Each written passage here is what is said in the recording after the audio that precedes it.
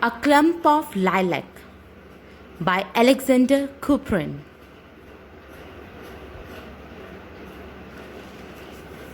This story is about an army officer who draws a map. Green paint falls in one corner of the map by mistake. Can you guess how he hides it? Let's read out the story. As soon as his wife opened the door, Nikolai Yevgrafovich Almasov, nicknamed Kolya, strode into the study without removing his overcoat or cap. His wife saw his gloomy face and understood that something unfortunate had happened. Gloomy means sad. Almasov, the poor young officer, had just returned from the staff college.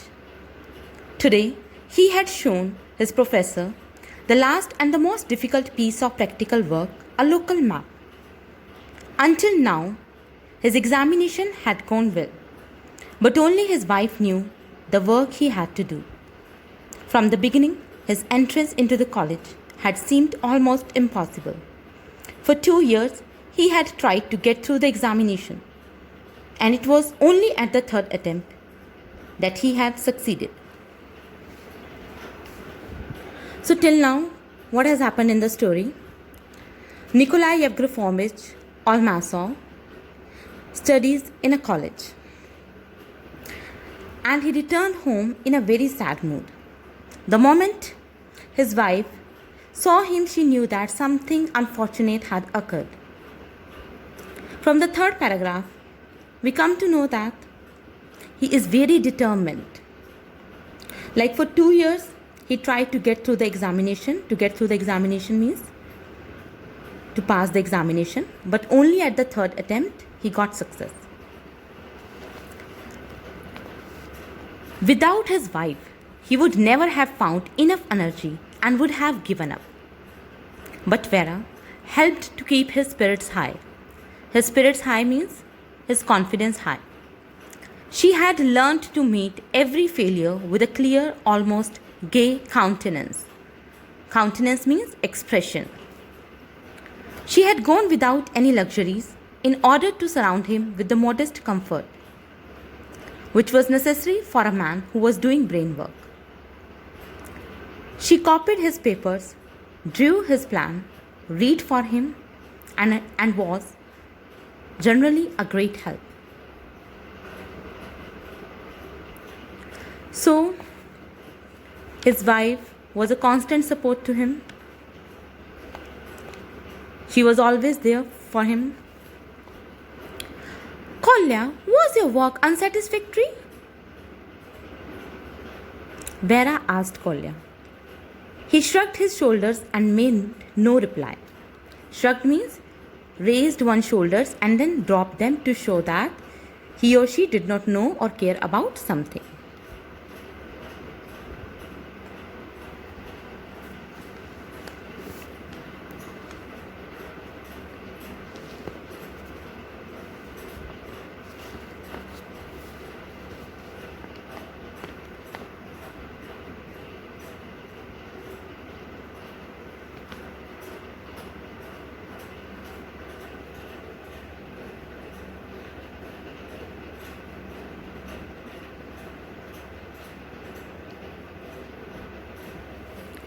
Kolya, have they rejected your map?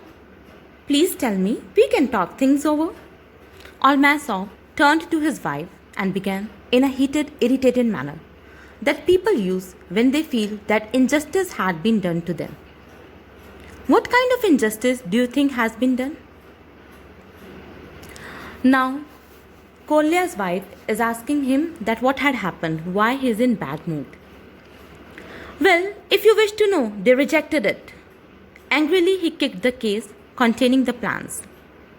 All this rubbish may be thrown into the fire now. This is the end of college for me. In a month, I shall be back in the regiment and in disgrace too. Disgrace means shame. All because of that cursed spot. Spot means mark. What spot? Kolya? I don't understand. Vera sat down on the arm of his chair. What spot? She repeated softly. Oh, an ordinary spot of green. You know how I worked until 3 o'clock last night to get the map finished? The plan is well drawn and colored. They all say that. Well, as I was sitting last night, completely exhausted, my hand trembled and I made a spot on it. Such a thick spot. I tried to rub it off and made it worse.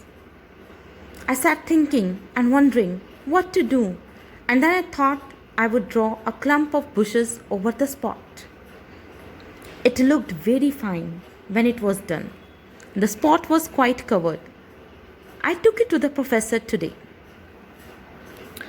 Here, exhausted means tired and clump means group of bushes.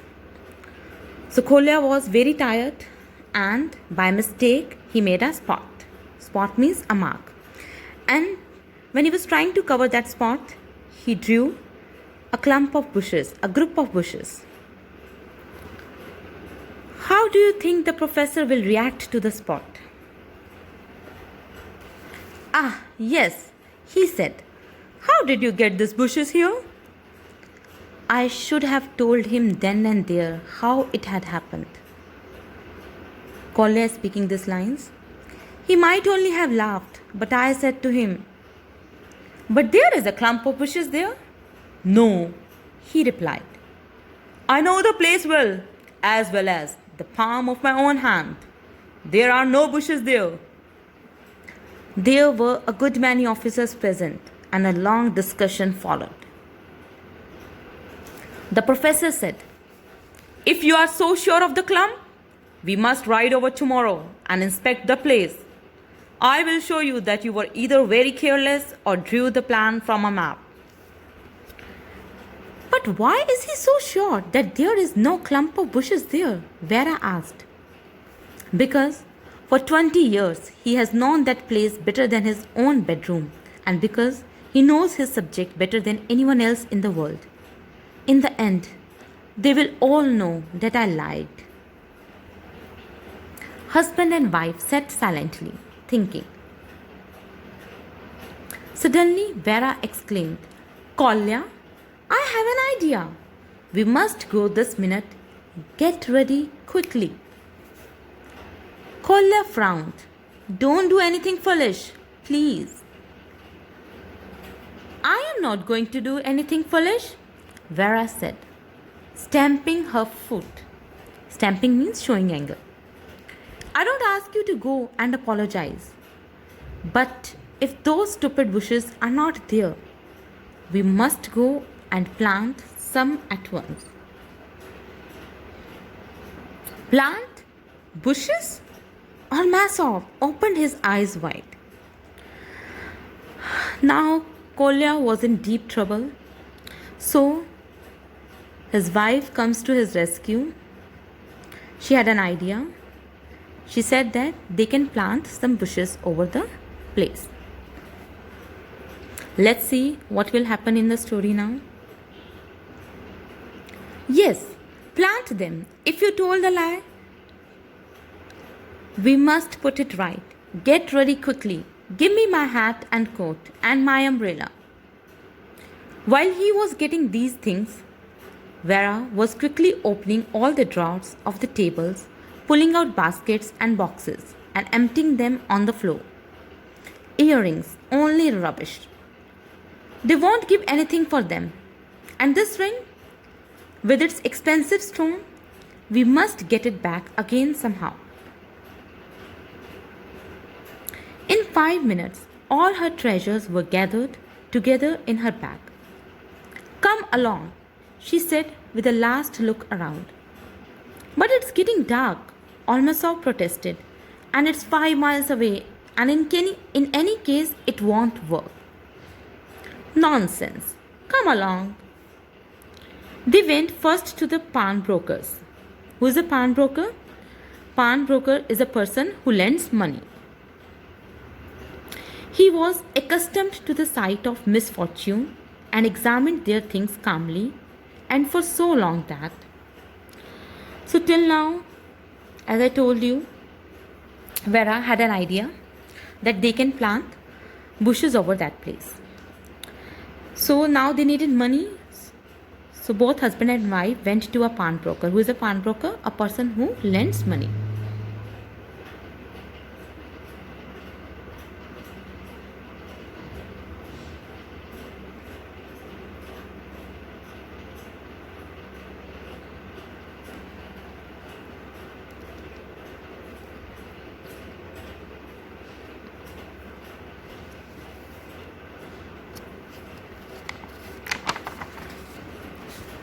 Vera began to lose patience. He offered her 3 rubles for the diamond in her ring. It is a real stone, Vera protested. It is worth 37 rubles at least. The man closed his eyes with a look of weary indifference. But another of her treasures was valued highly, and altogether they managed to get 25 rubles, which was more than enough. So they got 25 rubles. Rubles is a unit of currency. Then the Almasovs drove to the gardener's house. He had just sat down to supper with his family and was not too pleased when the 2 visitors arrived with their mysterious request. Supper means meal. The word mysterious here means strange. I am sorry, he said, but I can't send laborers out so late at night and so far. If tomorrow will do, then I am at your service. There was only one thing to do, and that was to tell the gardener the whole story about the unlucky spot. At first, he listened without much interest. But when Vera reached the point when she had thought to plant the bushes, he took more notice and smiled.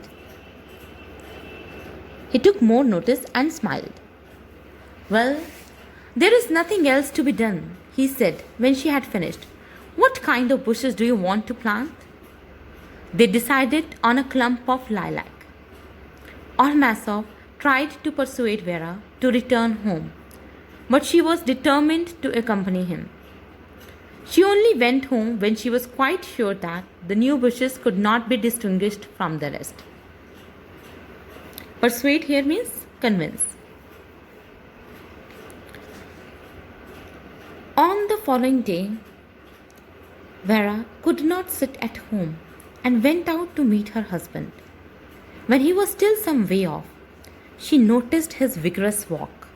Vigorous means very active, and knew that the story of the bush had ended happily.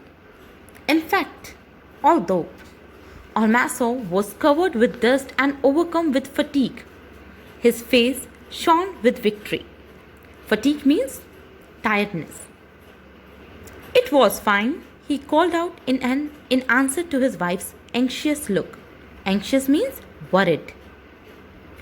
We got to the clump of bushes, and the professor looked and even tore a leaf off and bit it.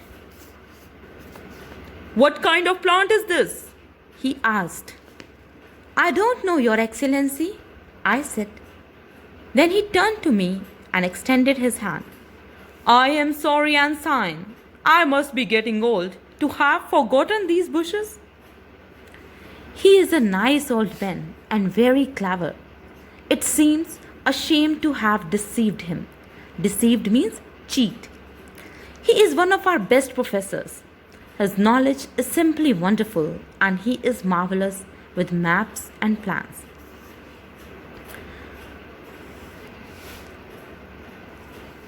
But it was not enough for Vera to hear the story once. She made her husband tell it again and again, making sure he left out none of the details. So, the professor was convinced, and he felt sorry. Vera was very happy to know this news.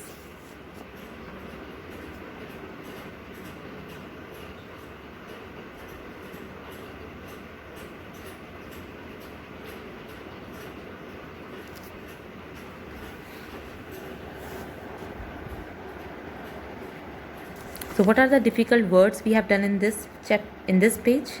Weary means not interested. Supper means meal. So let's read the story ahead. Olmasov had never dined with such appetite as on that day. After dinner, when Vera went into her husband's study with a glass of tea, husband and wife burst out laughing at the same time and looked at each other. "Why are you laughing?" Vera asked. "And why are you?" Kolya asked. "Tell me first and I will tell you afterwards," Vera asked Kolya. "Oh, it was only nonsense, and I was thinking about the lilac bush and you." "I too was thinking of the little bush. Lilac will always be my favorite flower now." So, the story ended on a very happy note.